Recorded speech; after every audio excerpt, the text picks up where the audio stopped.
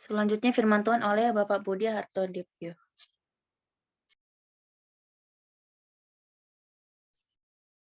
Oke, baik, selamat malam.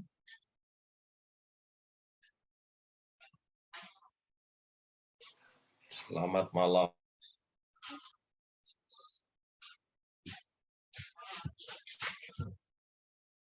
Udah tampil ya?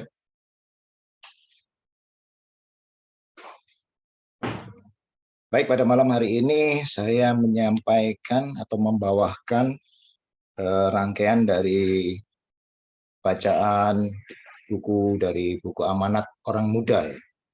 Amanat pada Orang Muda, pasal yang ke-25 yang berjudul Menyempurnakan Kelakuan Kita.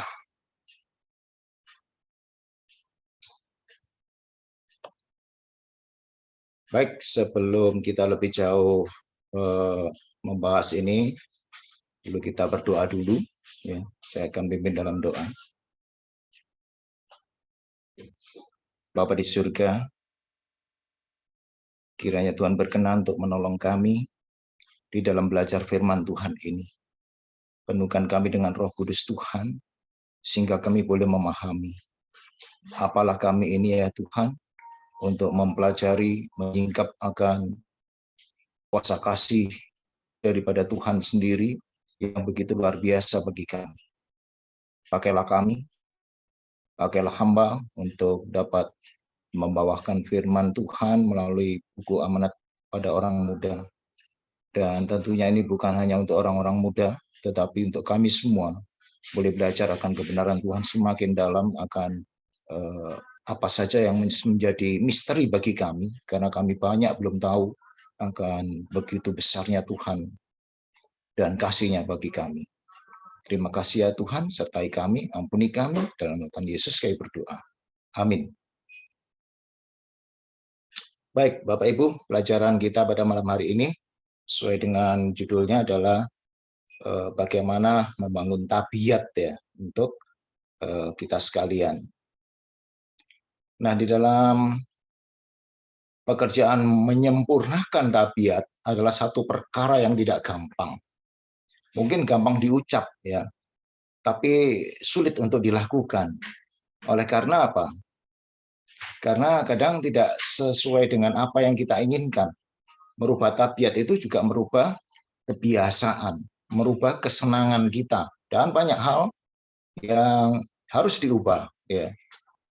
Karena itu gampang susah istilahnya. Nah, di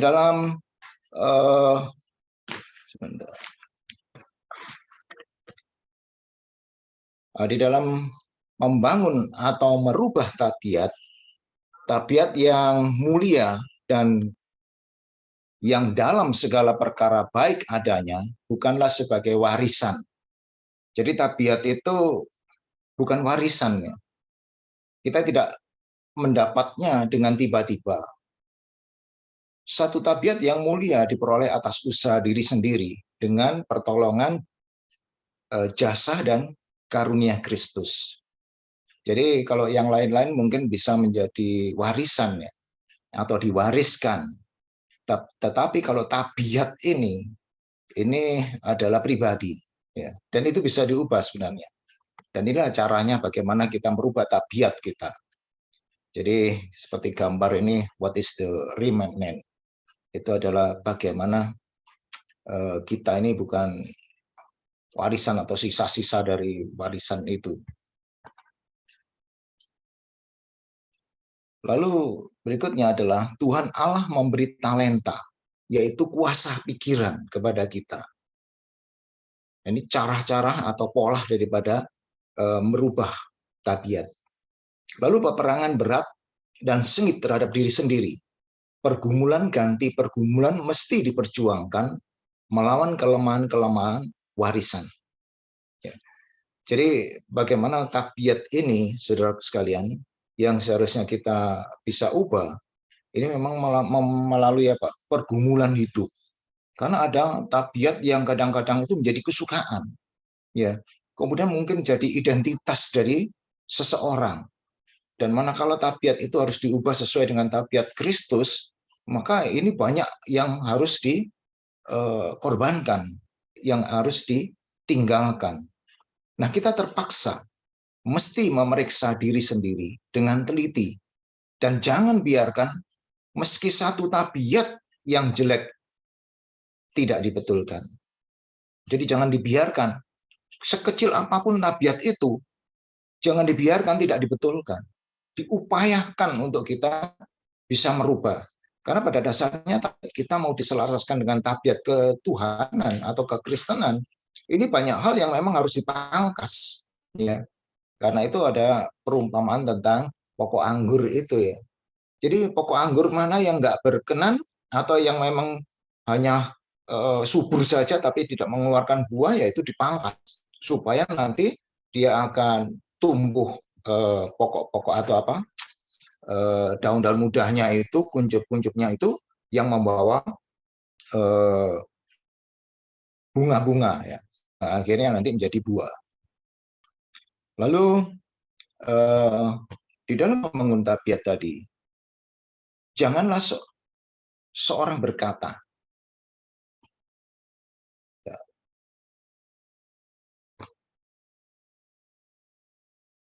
janganlah seorang berkata begini di dalam kehidupan kita, saya tidak bisa perbaiki tabiat-tabiatku yang jelek. Ya ada banyak orang dan kita mungkin sadar bahwa nggak perlu saya merubah tabiat.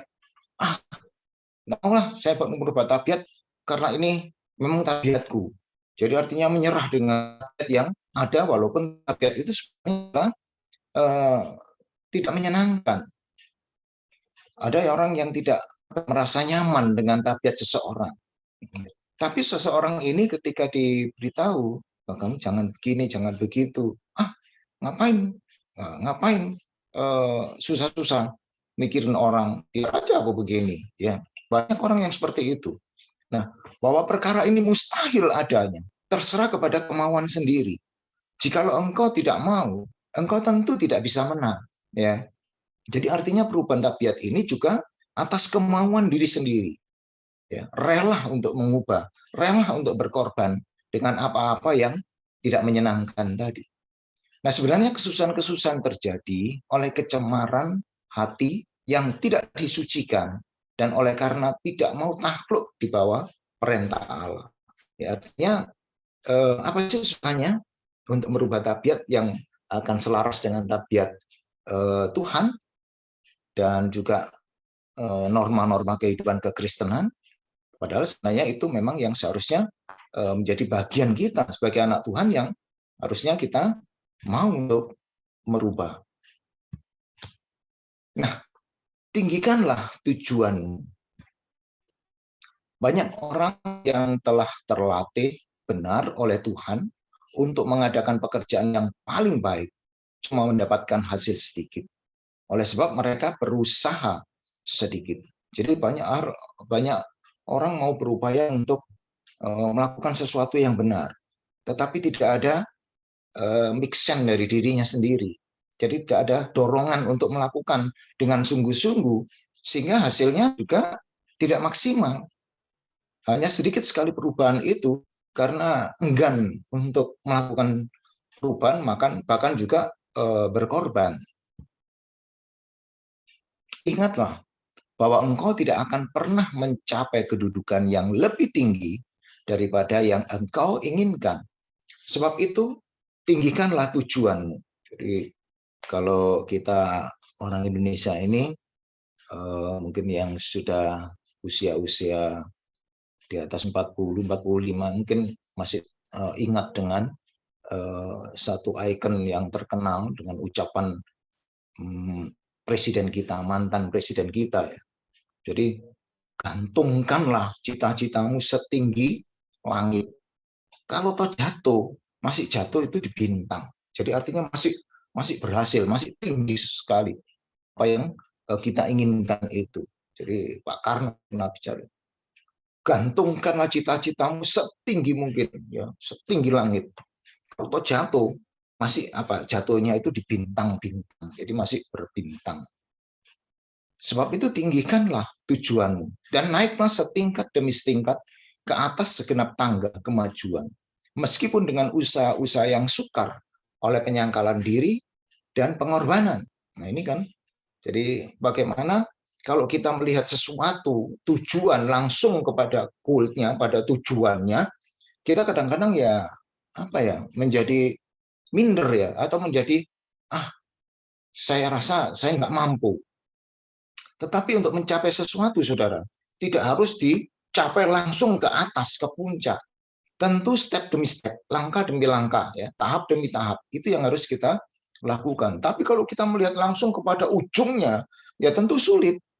Ya, tentu kita kadang-kadang merasa, kecil sekali, nggak mampu saya. Ya, kamu harus begini, kamu harus begitu, kamu harus menempuh hal ini dan lain sebagainya. Kadang kita melihat ujungnya, akhirnya, ini yang membuat kita menjadi kecil. Tetapi bila mana itu dijalani, banyak orang katakan, banyak juga pepatah, lakukan saja, laksanakan saja seperti air mengalir. Ya. Demikian juga kalau mau naik gunung, kalau lihat gunungnya tingginya seperti itu, waduh, aku ini nggak mampu, aku pasti, karena nanti akan capek, lututku ini gampang sakit. Tapi begitu dilakukan dari langkah demi langkah, pada akhirnya bisa tercapai apa yang jadi tujuan itu. Nah, janganlah biarkan sesuatu perkara dan kebimbangan menghalangimu. Ini yang sering menggelayut di dalam pemikiran kita. Mindsetnya ini kadang-kadang ini yang membawa kita tidak berhasil. Oleh karena apa? Kita bimbang, kita ragu untuk melakukan sesuatu yang menjadi tujuan atau goalnya yang di depan itu. Ya, tujuan apa yang harus kita capai, seharusnya kita bisa mencapai dengan percaya, dengan yakin, ya, dengan langkah demi langkah kita lakukan dengan eh, apa baik, ya, sesuai dengan apa yang kita inginkan.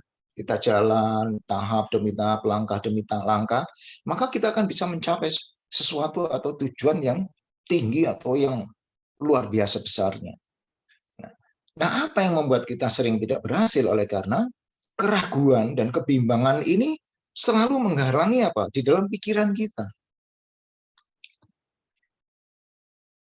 Nah, dalam kehidupan ini, keadaan-keadaan yang bertentangan harus menimbulkan satu ketetapan hati yang teguh untuk mengalahkannya. Jadi memang ini pelajaran ini memang baik memang untuk anak-anak muda, ya.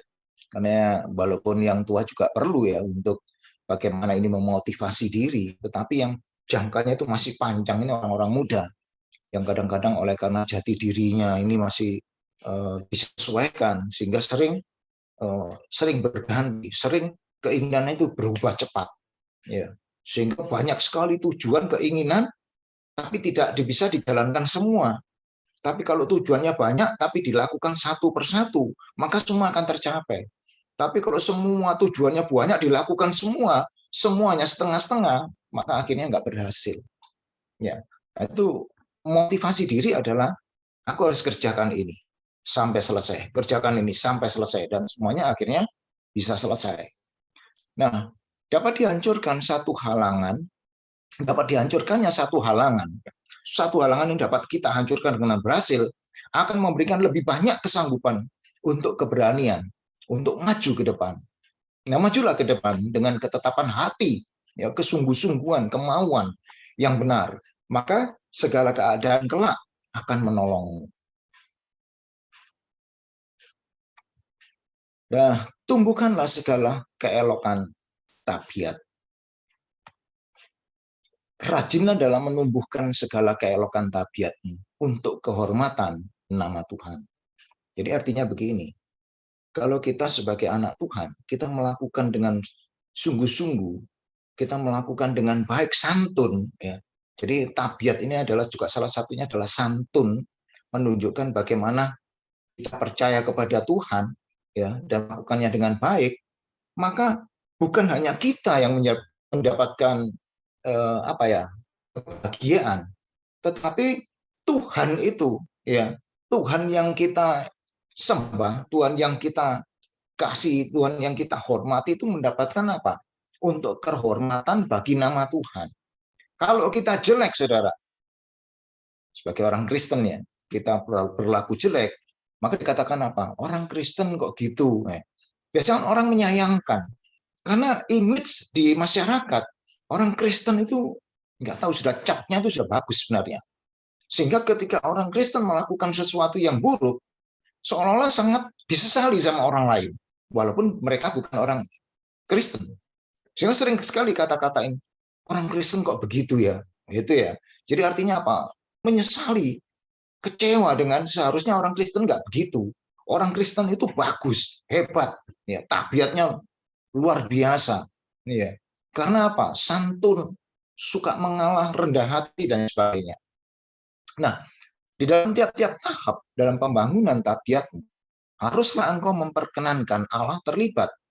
Jadi dalam setiap situasi, setiap gerak langkah kita, undang Tuhan.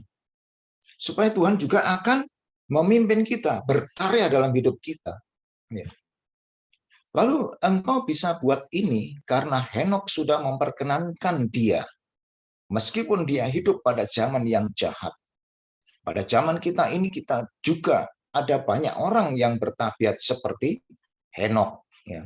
Jadi apa yang bisa kita buat karena Henokh sudah memperkenankan Tuhan, ya, meskipun dia hidup pada zaman yang jahat. Artinya apa?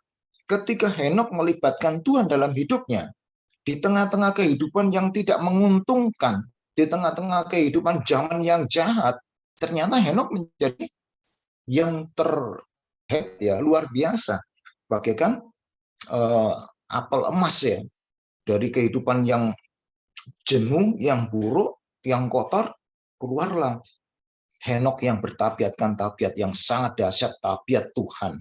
Sehingga Henokh menjadi sahabat Allah dan dia pun diselamatkan hidup-hidup. Henokh ini luar biasa, Henokh ini. Nah, apakah kita nggak bisa? Oh, bisa. Ya, sangat bisa. Kalau kita benar-benar melakukan segala sesuatu yang melibatkan Tuhan. Nah, berdirilah teguh seperti Daniel, ya, Perdana Menteri yang setia itu.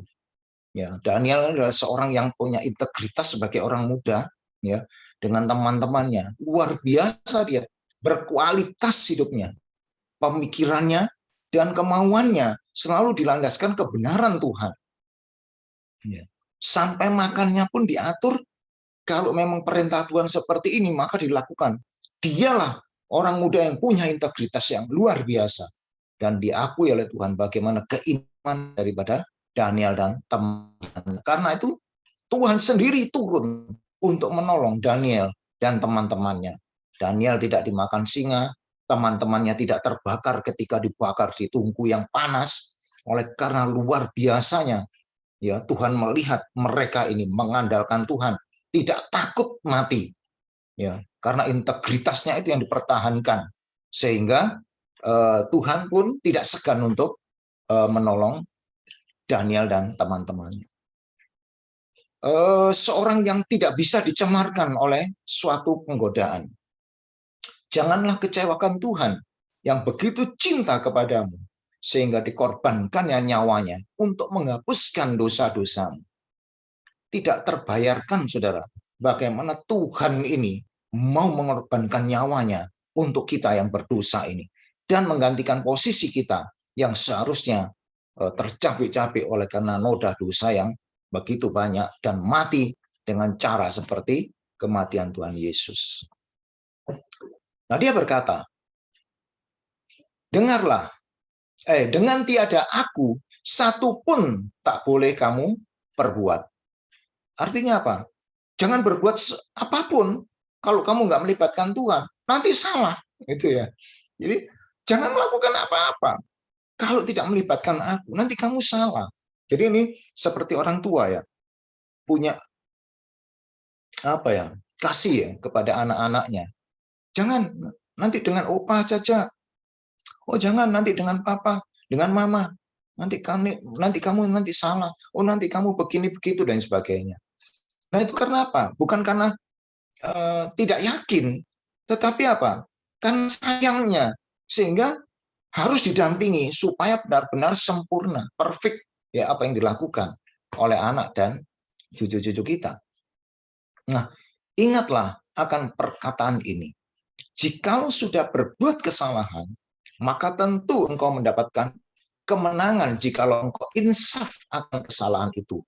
Artinya jika kita bersalah kemudian bertobat mengakui kesalahan kita, datang kepada Tuhan, meminta pertolongan Tuhan, maka sering dikatakan di mana-mana pada waktu ada lulusan sekolah pengumuman, benar ada yang lulus, ya, guru biasanya memotivasi dia, membelai dia supaya dia tidak semakin sedih, ya.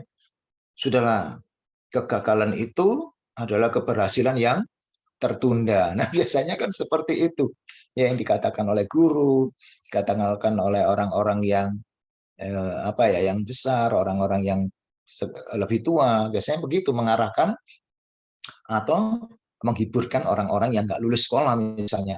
Sudahlah, nanti kan bisa dikejar ya. Pokoknya belajar yang benar ya. Ini kegagalan itu bukan satu kegagalan yang ditakutkan ya, tapi kegagalan itu adalah keberhasilan yang tertunda.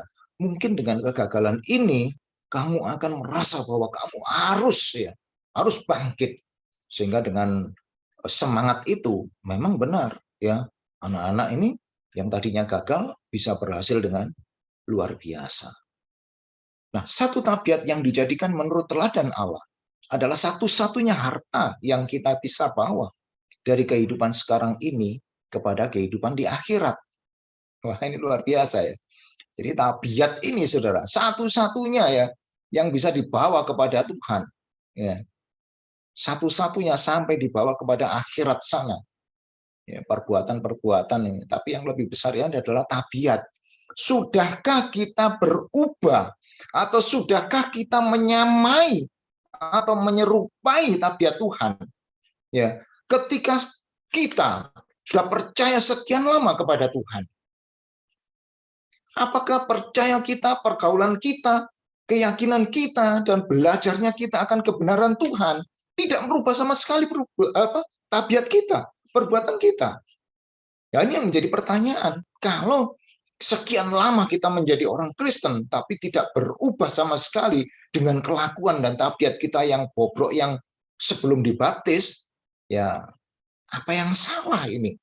Ya, jadi karena itu ini yang dibawa kepada Tuhan, tabiat yang sudah berubah ini. Orang-orang yang selalu di bawah pengajaran Kristus dalam dunia ini akan membawa tiap-tiap perolehan rohani bersama dia ke dalam rumah di sorga. Jadi ada achievement-nya, ada hasilnya ya, ada perubahan yang perlu dibawa kepada Tuhan. Ketika kita percaya, kita belajar, kita bergantung kepada Tuhan dan melakukan semua perintahnya, maka pasti ada perubahan-perubahan ini, ada hasilnya, ada step-step keberhasilan itu. Jadi ada progresnya ya. Bahwa aku sudah begini, aku sudah begini, aku mencapai ini, aku sudah mengerti ini. Nah, itu adalah bagaimana kita melakukan perubahan dalam hidup kita setelah bergaul akrab dengan Tuhan. Kalau begitu, betapa pentingnya kita harus memperbaiki tabiat kita dalam kehidupan ini. Nah, biasanya sulit sekali itu biasanya orang-orang muda. Karena tabiatnya itu atau karakter atau kebiasaannya itu karena jati dirinya tadi, kemudian suka menonjolkan diri, suka bangga diri dan sebagainya. Bahkan aturan-aturan orang yang diberikan kepada orang, aturan-aturan yang diciptakan di rumah tangga yang diberikan oleh orang tua, kadang-kadang orang-orang muda ini tidak nyaman, ya. Dan kemudian melakukan semacam pertentangan. Sehingga tidak jarang orang-orang muda ini akan bertentangan di dalam aturan rumah tangga, di dalam keluarganya. Pun di luar sana, banyak juga bagaimana orang-orang muda ini menentang tatanan. Ya. Nah, apakah kita yang punya identitas sebagai anak Tuhan, orang Kristen, akan sama dengan orang-orang yang tidak mengenal Tuhan Yesus, yang tabiatnya santun, tabiatnya luar biasa, rendah hati, dan percaya tak mengandalkan Allah Bapa di surga dalam seluruh aspek hidupnya? Apakah kita sama dengan tabiat orang-orang di luar. Merah terobos, ya, nggak pakai helm, wah pokoknya sesuka hati. Itu biasanya anak-anak muda seperti itu ya. Kalau di luar sana, mudah-mudahan kita anak-anak Tuhan ini tidak begitu. Justru kita akan menggarami mereka. Mereka pun segan, sungkan ketika kita menurut akan aturan-aturan baik di rumah maupun aturan-aturan di masyarakat, maka orang-orang di luar sana bisa memperoleh manfaat ketika melihat atau bergaul dengan kita. Sungkan aku kalau melihat bapak ini. Aku sungkan kalau melihat temanku ini. Sorry bro, aku gak wani kalau dengan kamu. Karena kamu apa? Kamu sangat hati-hati, sangat aturan sekali, ya, dan lain sebagainya. Kadang orang segan sekali, ya, kalau melihat seseorang yang memang rendah hati, kemudian sesuai dengan aturan dan melakukan menurut sesuai dengan peraturan yang ada. Orang lain tuh melihat itu sungkan kadang-kadang, karena dirinya tidak seperti itu. Jadi artinya ada dampaknya ya, ada impact-nya dari kita ini dalam berhubungan dengan orang lain. Ya. Nah lalu segala makhluk surga akan bekerja sama-sama dengan manusia yang berusaha dengan iman teguh untuk mendapat kesempurnaan tabiat yang kelak akan sampai pada kesempurnaan perbuatan. Terhadap orang yang berusaha mengerjakan ini, Tuhan Yesus berkata, "Aku berdiri di sebelah kananmu, akan menolongmu." Jangan takut, saudara. Ketika kita melakukan perubahan sesuai dengan aturan Tuhan, tabiat Tuhan, kita nggak perlu takut, karena Tuhan akan menolong kita, memberikan kekuatan dan kemampuan kepada kita. Ketika kita belajar firman Tuhan, sering saya katakan juga, ketika kita tidak tahu pada satu bagian ayat itu bagaimana penjelasannya, maka kita berdoa di situ. Jangan takut, Tuhan ada di sebelah kita. Pasti ada penjelasannya. Dan kita akan mengerti entah dari siapa nanti penjelasan itu datang. Roh Kudus akan memberikan pertolongan kepada kita untuk memahami apa maksud dari firman itu. Apa maksud untuk saya harus begini, saya harus begitu, dan sebagainya. Jangan takut, bila mana itu kebenaran dan tabiat yang memang tabiat kekristenan untuk kita lakukan. Kadang-kadang sungkan kita, jangan takut, kita lakukan. Maka Tuhan akan mendukungnya, akan menolongnya. Jangan lupa bahwa aku berdiri di sebelah kananmu untuk apa? Untuk menolong. Nah, di dalam Christ Object Lesson, ini semua sebenarnya satu paragraf, saya pecah supaya menekankan. Itu ditulis dari Christ Object Lesson halaman 331 sampai 333. Nah, jikalau kehendak manusia bekerja sama dengan kehendak Allah, maka kehendak itu pun jadi berkuasa besar. Segala perkara yang harus dibuat menurut perintahnya bisa juga digenapkan dalam kuasanya. Segala perintahnya adalah kekuatan kita. Itulah perintah adalah kekuatan kita. Nah, orang-orang yang tidak insaf akan ketergantungan yang tetap kepada Tuhan akan dikalahkan oleh penggodaan. Ya. Nah, kita boleh dengan yakin berkata, tahukah aku pada siapa aku percaya? Tidak ada sesuatu perkara yang bisa menggerakkan kepercayaan saya kepada Allah dan sabdanya. Seharusnya ini yang menjadi meyakinkan kita, memotivasi kita. Ya. Tahukah? Tahulah aku. Ya. Pada siapa aku harus percaya? Ya, aku harus tahu. Tahu pasti aku. Aku percaya kepada si A, si B, si C. Aku percaya kepada Tuhan. Tidak ada sesuatu perkara yang bisa menggerakkan kepercayaan saya kepada Allah dan sabdanya. Ditulis dari Desire of Age, halaman 382. Tetapi setan mengadakan rupa-rupa maksud, akan menggunakan tingkah tabiat kita yang diwarisi dan ditumbuhkan, serta membutahkan mata kita sendiri kepada segala keperluan dan kekurangan diri sendiri. Saya teringat tadi malam kita di pelajaran ketiga di KPA kita kemarin ya, tadi malam mempergencangkan ini kan pendeta ya, ada rupa-rupa maksud ya, akan menggunakan tingkah tabiat kita ya, yang diwarisi dan ditumbuhkan serta membutahkan mata kita sendiri kepada segala keperluan dan kekurangan diri sendiri. Jadi setan ini ya akan melakukan maksud tertentu yang kadang-kadang kita dibutahkan dengan maksud-maksud itu. Kita lupa diri dengan maksud-maksud yang dilakukan oleh setan yang diajarkan kepada kita dan kemudian kita lakukan.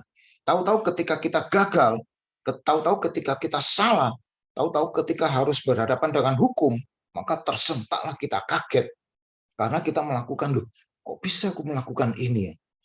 Nah, itu akhirnya menyesal di situ karena sudah melakukan yang salah, tetapi seolah-olah itu tidak salah karena sudah menjadi kebiasaan.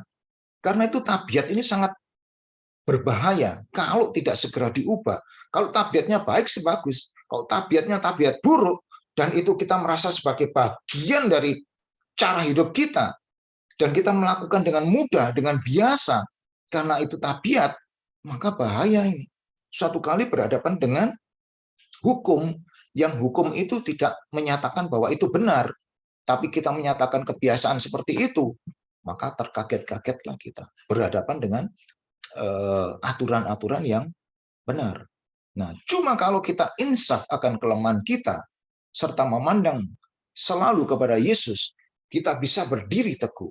Ya, dalam artian bahwa kalau kita ini benar-benar menyadari ya akan kelemahan kita, lalu bergantung kepada Tuhan, datang kepada Tuhan, meminta Tuhan, dan kita bisa berdiri teguh di dalamnya, oleh karena percaya kepada Tuhan. Itu bergantung selalu kepadanya. Nah, saudaraku sekalian, sebelum sebelum ini kita akhiri, saya akan putarkan satu motivasi ya yang perlu kita dengar bersama.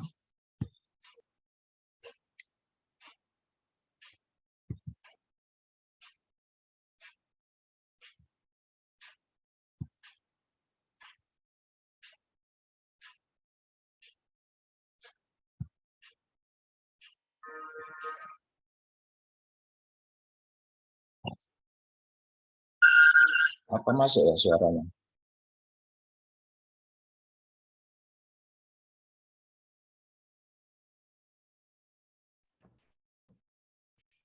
Untuk share sound-nya juga dicentang, Pak Budi, boleh? Sebentar. Share sound ya. Di pojok kiri bawah itu ada. Share-nya dimatikan dulu, boleh? Bentar. Iya. Share sound-nya ya. Oke. Udah.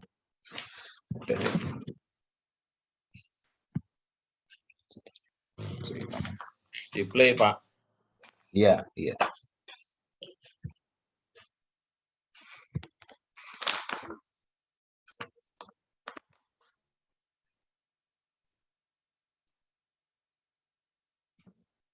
Bentar, yang ini harus mati dulu.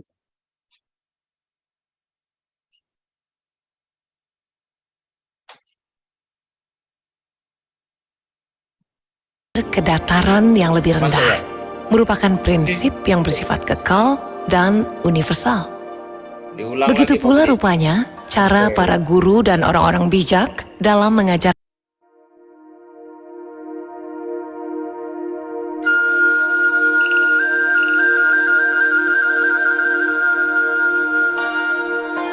Pendengar yang budiman, terkadang Allah memberikan isyarat kepada kita dalam bentuk-bentuk yang sederhana. Misalnya, air hanya akan mengalir ke dataran yang lebih rendah, merupakan prinsip yang bersifat kekal dan universal. Begitu pula rupanya cara para guru dan orang-orang bijak dalam mengajarkan pengertian, kearifan, dan filosofi hidup kepada muridnya. Sehingga yang complicated bisa diurai menjadi terang dan sederhana. Nah, kisah berikut menunjukkan contoh bagaimana yang sederhana mengurai keruwetan makna. 弄空你的茶杯，kosongkan cangkir tehmu.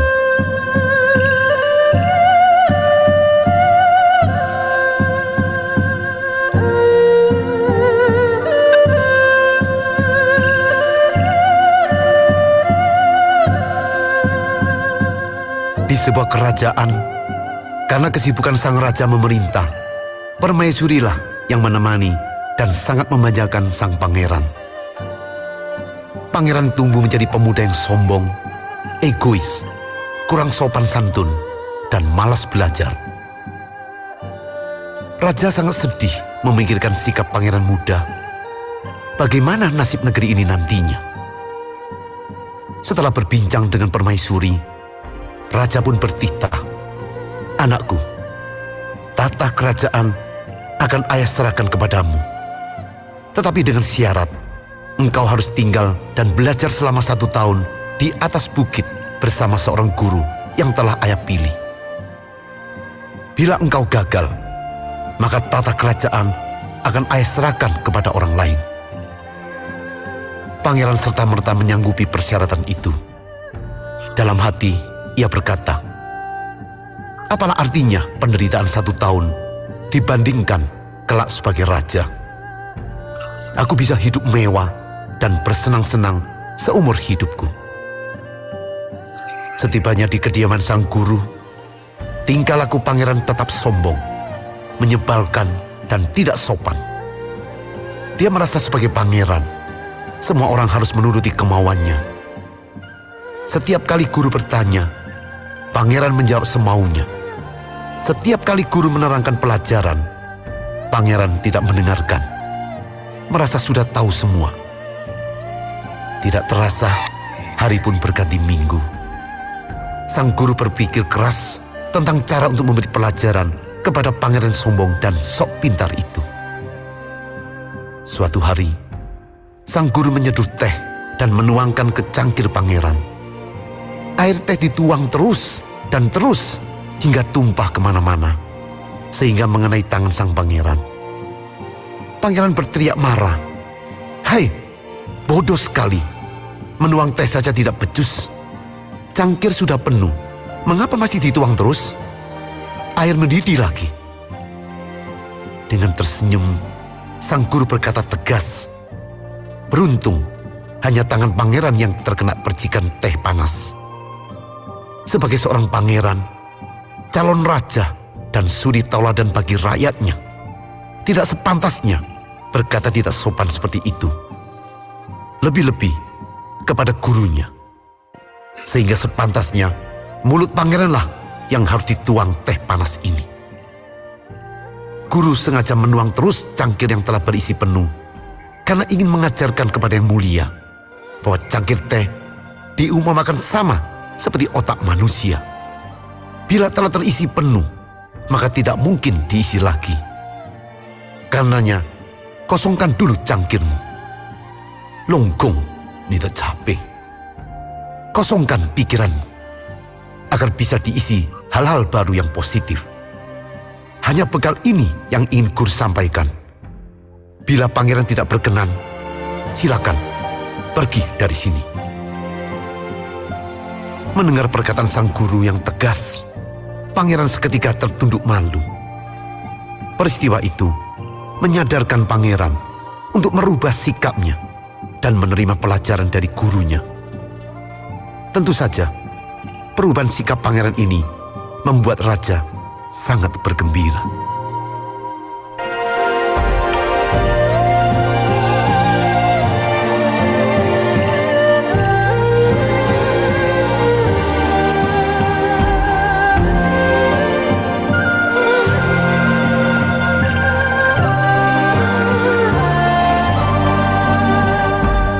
Pendengar yang berbahagia, karena status, pendidikan, atau kedudukan, seringkali seseorang merasa lebih tahu, lebih mengerti, dan lebih pintar dari orang lain. Sikap seperti ini membuat pikiran tertutup atau mental block, sulit menerima hal-hal baru yang diberikan oleh orang lain. Sikap seperti ini jelas merugikan dirinya sendiri. Jika kita bisa bersikap open mind atau membuka pikiran dalam menerima hal-hal baru, dan jieso bibing, menerima kritikan yang diberikan oleh orang lain, maka kita akan dapat memetik banyak keuntungan, seperti tambahnya wawasan, ide, pengetahuan, pengertian, wisdom, dan lain sebagainya. Dan pasti, semua itu bisa kita manfaatkan untuk mengembangkan dan menciptakan kesuksesan.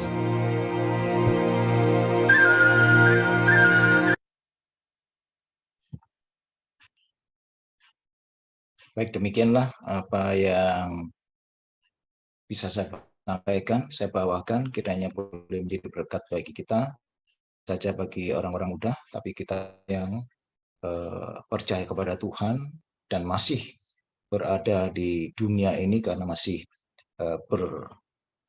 masih berhubungan dengan banyak orang, sehingga memang tabiat yang senang ini yang seharusnya menjadi wawasan kita untuk dipakai terus dalam kehidupan kita, ya, tidak hanya di rumah tapi di luar sana, lebih penting lagi karena bersosialisasi di masyarakat. Kiranya Tuhan memberkati, maju terus, kiranya anak-anak muda boleh mempunyai integritas yang tinggi sebagaimana Daniel, teman-temannya, dan benar-benar dapat mempertahankan keimanannya dari pengaruh apapun yang ada di luar sana. Tetap percaya pada Tuhan, kiranya Tuhan memberkati. Amin.